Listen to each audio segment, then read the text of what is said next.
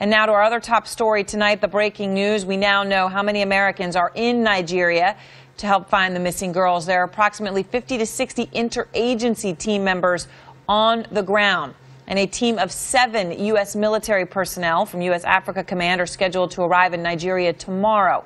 This is a rising, brutal terror threat, and right now there's a desperate fight to stop it before it reaches American soil. We're talking about Boko Haram, the tactic so vile that the headline from the New York Times today read, "Abduction of girls, an act not even Al-Qaeda can condone." Tonight, more than 200 girls are still missing, thousands of people slaughtered this year, hundreds just this week.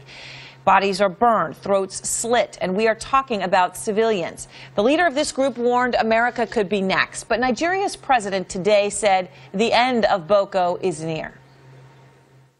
I believe that the kidnap of these girls will be the beginning of end of terror in Nigeria.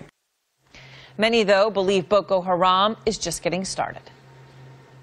But for whatever reason, the Secretary of State and the State Department did not declare them a foreign terrorist organization until about 6 months ago. So we lost valuable time in a number of years, and for the life of me, I cannot understand why.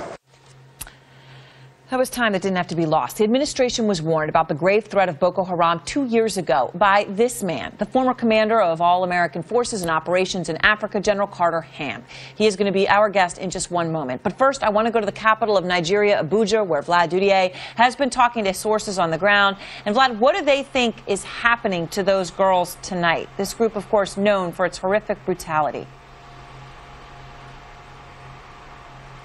Absolutely, Aaron. The parents of these young girls that we've been speaking to ever since this story first broke fear that their daughters may be sold as sex slaves. They fear that their children may end up pregnant or even forced into marrying their captors. As you say, Boko Haram, a vicious group. Just this past Monday, they attacked a marketplace. Classic Boko Haram modus operandi. They came dressed in army fatigues and armored personnel carriers, wielding RPGs. As they mowed down residents and shop owners, several of those people tried to flee into their shops.